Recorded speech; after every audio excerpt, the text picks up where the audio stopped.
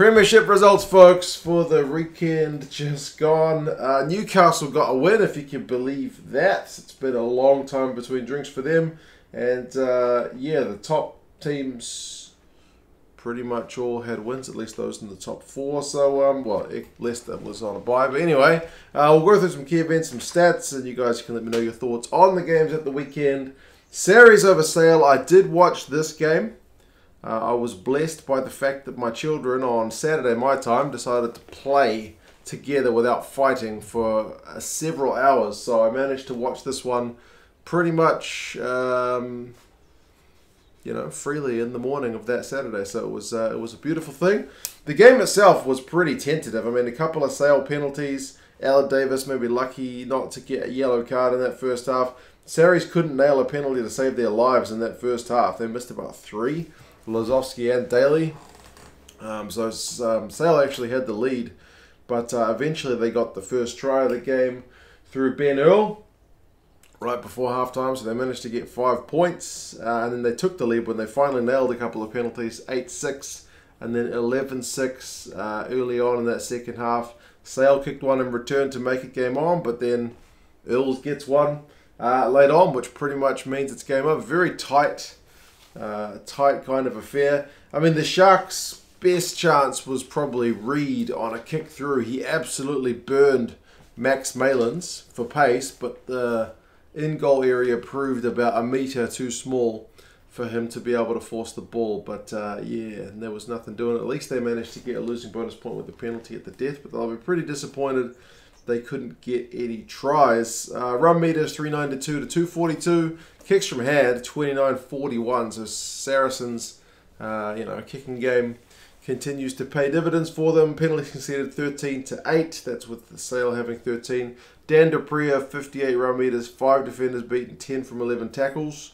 He's been a machine all season. Max Malins, despite the fact that he got burned for pace that one time, still manages 48 run meters, still manages 7 defenders beaten and 2 clean breaks. Not a bad shift. Remember, we've got European games on this weekend, but in terms of the standings, Sale 9-9-3. It's 9 wins, 9 losses, and 3 draws in 6th. So still right up there. And Saracens are second, 14-5-1. Looking pretty solid. Their next game, Exeter and Bath. I've only seen the highlights for this one. Bath have looked better at the tail end of the season for sure. And Underhill is making a big impression since he's been back fit. Like, he gets a couple of try assists in this game, makes a load of tackles. But, man, Bath have a 22-7 lead at one point. They get tries through Thokanasiga and Bayliss in that first half, plus a penalty. 22 points to just 7 for Exeter through Vermeulen. And, yeah, by half-time, it's only a point in it because Exeter come right back. In the second half, they just blow Bath away, man. I mean, the moment of this game, if you haven't seen it, it's well worth going to watch the highlights, is Stuart Hogg with a big line break, kicking a grubber through, a long one, and the man who's bearing down on it is the big prop, Schickerling. He is moving for a prop. It's absolutely glorious. He goes so close to getting the try, but he can't do it. But Ewers gets it from the next phase, and then Schickerling does get one from a wall right before halftime. So it's 21-22 at halftime to Bath, but Bath don't score a single point in that second half. Exeter's forwards go to town. They get one through Keast, one through Hogg, one through Grondona to add a bit of salt in the wound. So yeah, 42 points to 22 by full time. You wouldn't know that Exeter had to kind of come back to win this one if you just saw the final scoreline, but yeah, maybe bodes well for them with their European fixtures coming up. Run meters 714 to 506. It's a lot of running in this game. Kicks from hand 17-18.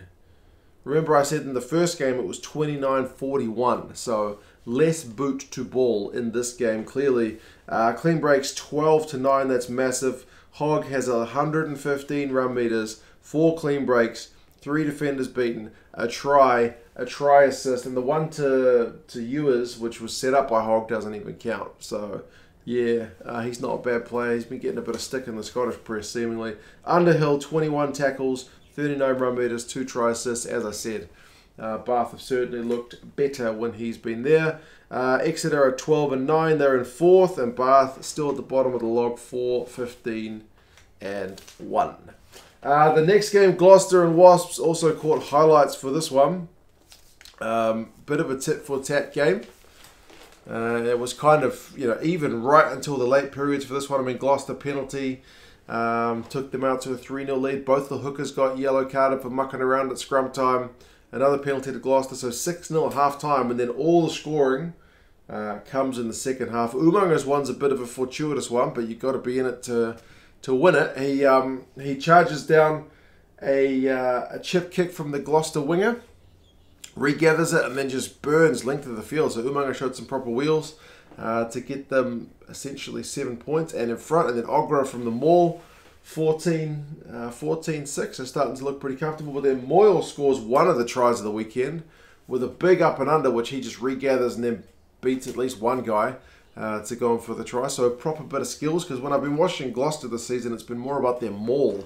But that was a proper bit of silky skills to get their first try, to make it 14-11, which is still very much game on. EXEvBAT gets yellow carded for a deliberate knock on, and then Wasps immediately go for another maul, so it makes them 21-14 out in front. But then 14-man Gloucester managed to get a maul penalty try, and then that makes it 14 men on each team, because there's a yellow card for Wasps as well. So it's all locked up.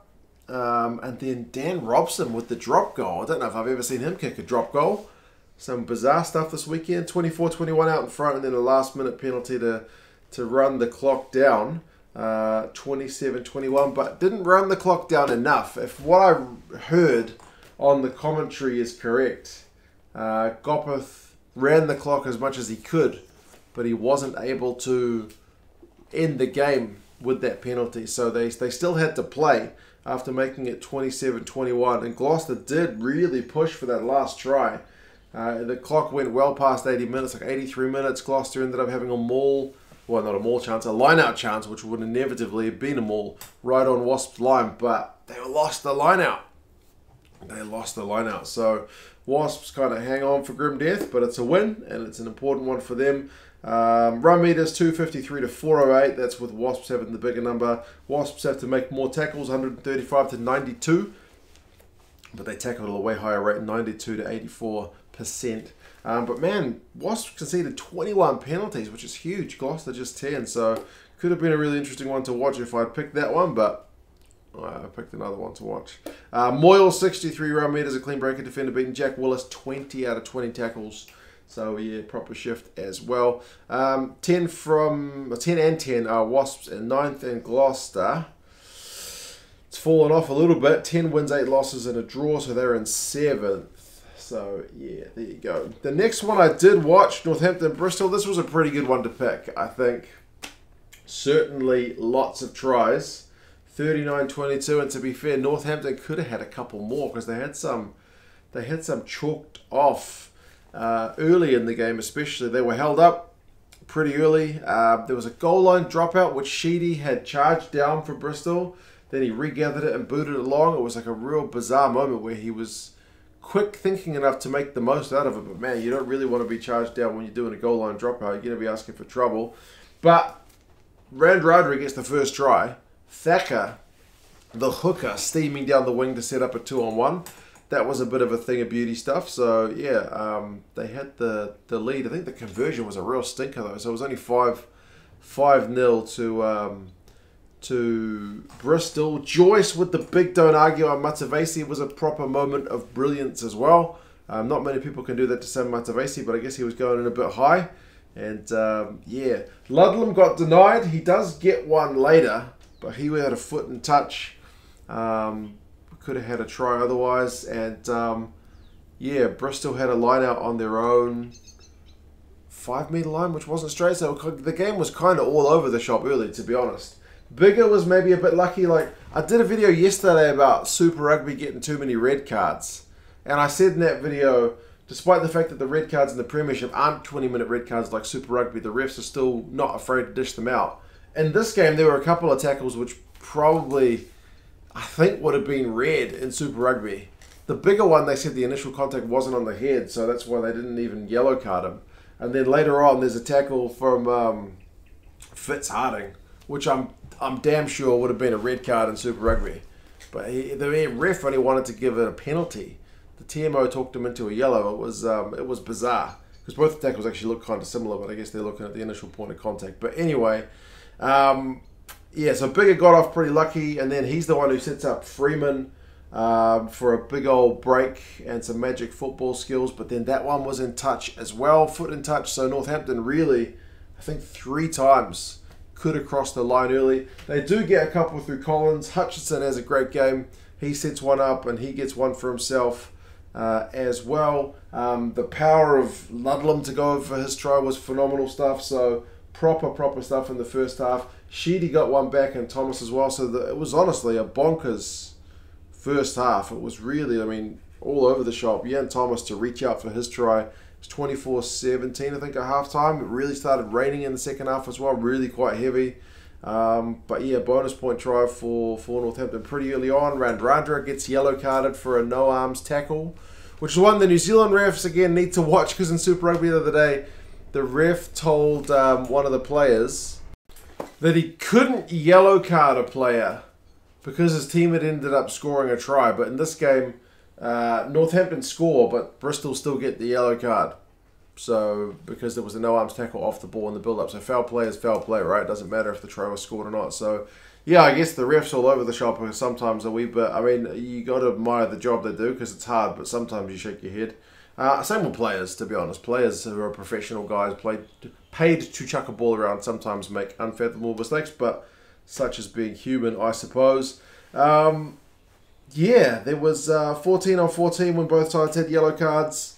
Bristol were not afraid to get the ball wide, but yeah, it was interesting. There was another moment in this game where, I don't mean to go on so much about the refereeing decisions, but one guy jumped up to block a kick through and ended up clattering into the guy who kicked the ball. And again, there was nothing doing, whereas in Super Rugby the other day, that was a red card, albeit he hit the guy in the head in Super Rugby, whereas this one was just the body. But I would have thought that's at least a penalty. So, yeah, it's bizarre. I generally find the refereeing relatively consistent from comp to comp, but there was some stark contrast, at least in this game, to what I saw the other day down this way. So, either way, it's a good win for Northampton. Like I said, it was really kind of bonkers stuff. The goal kicking was a lot better for Northampton, which helps the scoreline. But yeah, Laowa did get the bonus point one for Bristol, if nothing else, with that 4th try. So yeah, run meters 352 to 605. So Bristol love running it, but penalties exceeded 14-8 to Bristol. Lineouts 15 from 15 for Northampton, 11 from 15 for Bristol. So that's a bit costly for them. Hutchison, like I mentioned, they had a good game. 45 run meters, 2 clean breaks, 4 defenders beaten. Thacker, 70 run meters, 3 defenders beaten. So yeah, interesting times. Northampton, they looked dead and buried a while back, but because they were on a really bad run. But yeah, they're 5th at 11-9, and Bristol are down in 10th at 6-4. The last two, Worcester and Newcastle, I only saw the highlights, but man, Newcastle, they've been tracking okay the last couple of games despite losing, but man, they finally let loose. I did not see this result coming. So many tries. I mean, by half an hour, it's 14-5. Halftime, it's 21-5. So not like 45-10, but I guess 21-5 to 45-10 is kind of almost double. So it was kind of the same service both halves. McGuigan gets one. Who's that? Conan? I don't even remember who got that one. I can't even remember handwriting. Radwan got one. Schrader, the halfback, or Schroeder, I think they call him. Schrader, back when he was in South Africa. He seemed sharp. He set up at least a couple and got one for himself. Davison got one. Blamire got one. So yeah, some proper mix of the forwards and the backs getting them. Humphreys and Hill got them for Worcester. The TMO seemed to be making a lot of checks, at least from the highlights I saw. Every time a try was scored, you could hear the TMO in the ref's ear. I'm not sure if that's just we had the mic on for that or what, because maybe sometimes they do it and we don't hear it. But it seemed like every try from the highlights package was being checked for something. But yeah, Schrader's pass for Davison's try was really something else. Yeah, it was what can I say, an absolute blowout. That's very encouraging for Newcastle because they've been on a horrendous run. I wore this jersey for the power rankings, I think, last week, and maybe that imbued them with a bit of good luck. Not that I think the world revolves around what jerseys I wear, but anyway, good win. Very good win. Run meters 424 to 427, so pretty tight. Clean breaks 8 to 5 in favour of Newcastle. Tackling percentage 89% Newcastle, 82% Worcester. Doesn't sound like that much of a difference, but getting towards 90 is really good. Getting towards 80 is a wee bit low. The number 8, Vailan, I think he's leaving right at the end of the season, but he's been a proper unit this season. 5 defenders beaten, 57 run meters. Basham for Newcastle, 22 tackles attempted, 20 made. Not a bad shift, but yeah, good win. Good win. Newcastle are still down the wrong end of the table. 6 wins, 13 losses, and a draw. Worcester also not much different. 5 wins, 14 losses, and a draw, so 12 for them. Yeah, just looking to close out the season as high as they can get. And the last one is another blowout. I often talk about how the Premiership results are close, but we've got several blowouts this week, to be honest. Harlequins go in and just smash London Irish. I mean, London Irish had the first try with some proper good hands, but the Harlequins Maul replied pretty much straight away. And the Harlequins guys just love floating those passes wide, tantalizingly close for intercepts, but they're just good enough that nobody can touch them, eh?